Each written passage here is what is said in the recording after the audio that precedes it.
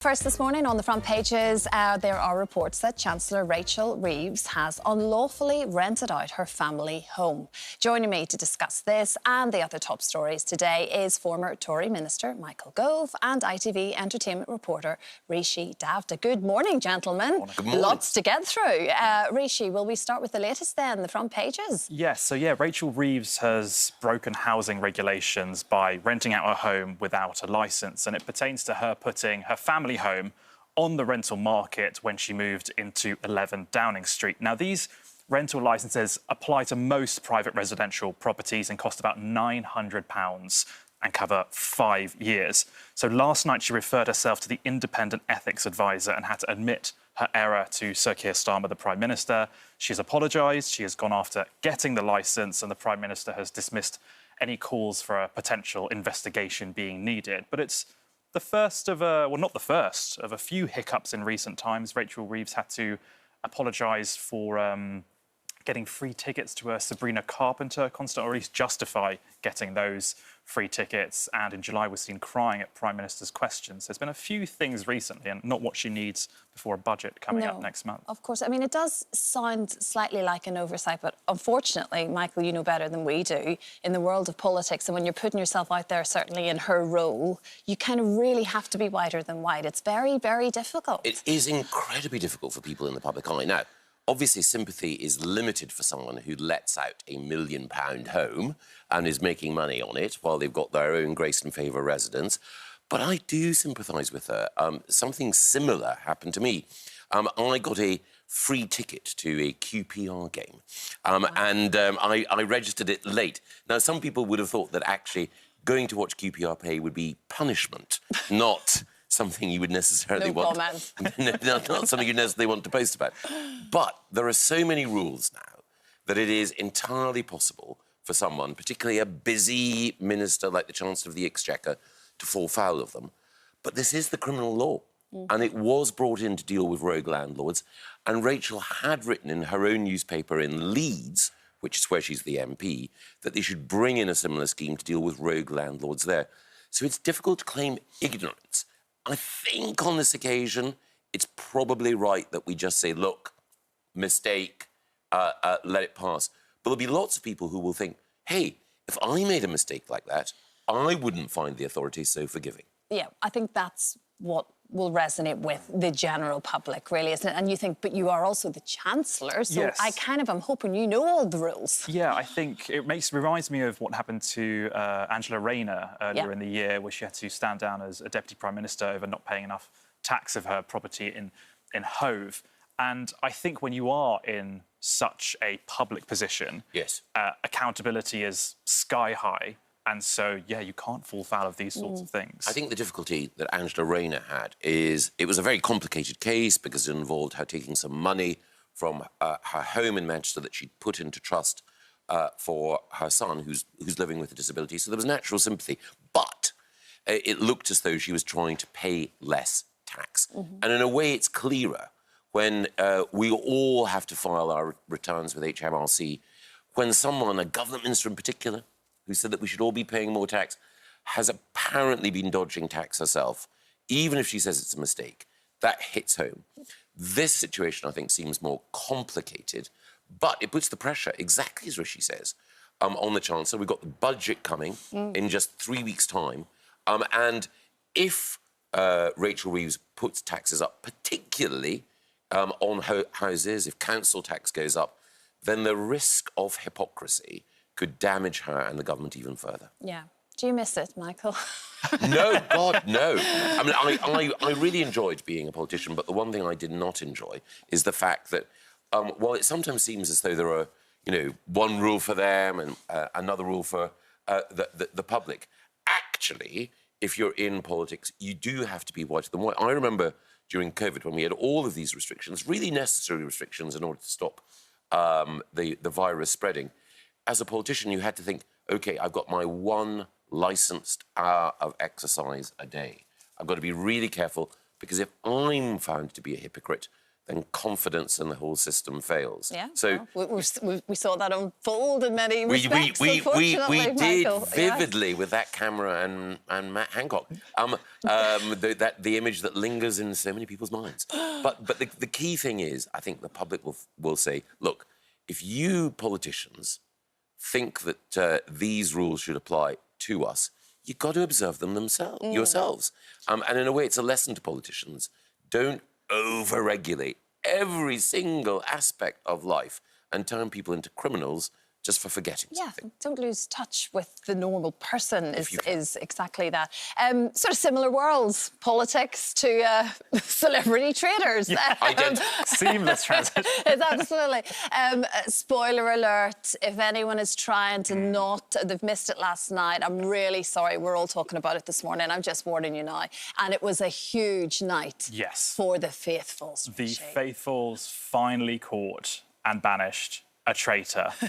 Jonathan Ross was exposed and had to make a departure from the show, not after making quite a fantastic exit speech, but the addition to that drama was that fellow traitors, Kat and Alan, turned on him. And I think that's where we're getting to in this series. There's so few people still competing for that money for charity that they've got to start now looking at each other, even if they're supposedly friendly within the traitor circle. It was a huge moment. The one that everybody is talking about is Alan Carr, who has arguably been, the hero of the series just for being there and being Alan Carr.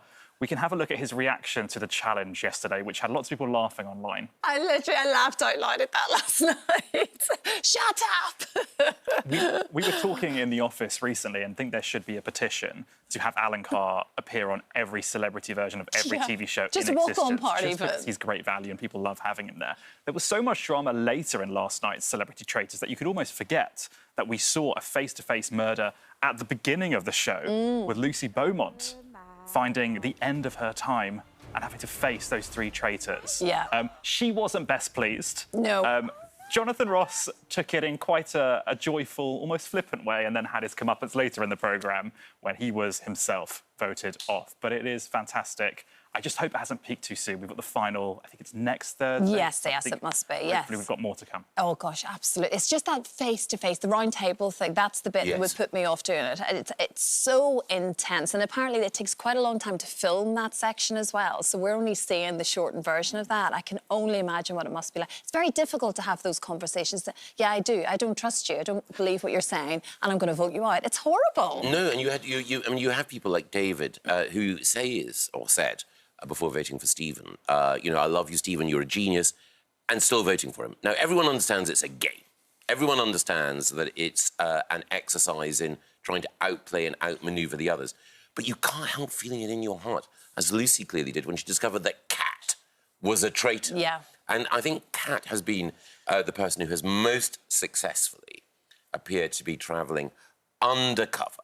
But now, last night, when she betrayed Jonathan, when she voted for Jonathan, Jonathan's reaction, those eyes, now the suspicion will be on Kat as well. Yeah. And of course, the faithfuls know that just sheer arithmetic means that some of the traitors, at least one traitor, voted for Jonathan. So therefore, the next round table, the next challenges will be even more vicious. I think so as well. I think this is vicious, just before I let you both go. Christmas dinner, turkey, traditional turkey Christmas dinner, could be on the way out. Well, I mean, it's not in my house, I'll just put that out there, but yes, this is being discussed. Christmas dinner in general appears to potentially be on the way out, according to a new Christmas trends report by Tesco, which said almost a fifth of 25 to 34-year-olds are swapping the classic turkey for foods like pizza, curry or pasta. It's just But you're right, turkey as well is proving to be less popular across all age groups. 52%, just 52% of adults are going for turkey this Christmas, 23% chicken, 20% beef and 21% a plant-based option. OK. Well, I'm with you, Christine. The more trad, the better. The problem is now that before Christmas, if you go to a staff do or if you go to a big night out and it's pre-Christmas, it's always turkey on the menu anyway. That is a good point. So it loses that sense of specialness. Yes. The other thing is that turkey is such a bland bird. You now have so many other options: duck, goose, pheasant, partridge, whatever. And actually, you know, turkey's only really good in a curry. So my view is that while I love the trad, if anyone's going to invite me, I don't think they will, if anyone's going to invite me to a do in advance of Christmas, please, please, please. Something else. Something else. Rishi is back, and we were talking about Prince Harry a little earlier there, Rishi, and he's sort of a very relaxed version of himself in this interview, I think. Yeah, he really seems quite chilled in the whole interview he did with American comedian Hasan Minhaj. They spoke about men's mental health, fatherhood, the dangers of social media and AI. Harry then also did a rapid fire round, and he didn't completely rule out potentially one day becoming an American citizen, saying there are no plans at this point, which is the perfect caveat if you plan to do something in the future but don't want to give it away right now. But the clip that's been going around online and getting the most traction is Prince Harry trying out his American accent. Let's have a look. It was great until the expecting. But I think when you live and are married to an American and you're surrounded by Americans over in California, and I would imagine his children might have American accents as well. It probably just rubs off. I imagine he'll be saying water pretty soon as well. Well, I've been here for 20 years and mine hasn't worn off at all. But anyway, it can stay if you want it to stay, trust me. Can we talk about Michelle Keegan, who I absolutely love? I think she's fantastic. She's done incredible things. And she is potentially heading for Hollywood. Yes, so she's been tipped for maybe a big move over to the US for a possible new role. So she wowed everyone as Maya Stern in the Netflix hit Fool Me Once. And we're thinking potentially she might be in line for the lead role in the film adaptation of Reese Witherspoon and Harlan Coben's new novel, which is called Gone Before Goodbye. Sources say that Harlan's been really talking her up to Reese, and they actually met at the book release, which I think was earlier in the week, at the back end of last week as well. I think she'd be really good in this. So the role she could play would be a combat surgeon, who is the main character in this novel. We saw her in Our Girl, kind of in the military sphere, so potentially it's something that could happen in the future and be a really good move. We've seen so much of Michelle in recent years. I think it's ready for America to experience her as Harlan Coben, when he was on this very show, was praising her at that point. So, yeah, I mean, gosh, that would be absolutely incredible, wouldn't it? What a great move. Why not? She's got all of the ability. Lily Allen, she's in the papers quite a bit at the minute, and it does feel like she's well and truly back, and it sort of feels like she's got her mojo back. Well, so she put out this album last Friday, West End Girl, and everybody's been talking about it because she's been very candid about the breakdown of her marriage from ex-husband David Harbour. But she's been continuing that honesty around her love story, and there's been some interviews around kind of the promotion of this album, and spoke about how she's been going back to dating again and actually got herself banned from the dating app Hinge because they thought she was impersonating herself. OK, right. And then she was giving some dating advice and was asked questions by readers. And one reader asked, what's the best way to hook up with a celebrity? She then told a pretty interesting story, saying, I've only done it a couple of times, but once I flew 6,000 miles to hook up with a mystery celebrity who she really fancied. She looked at his touring schedule. He was going to be in Japan. So she went to the festival where he was performing. So there were very few English speakers.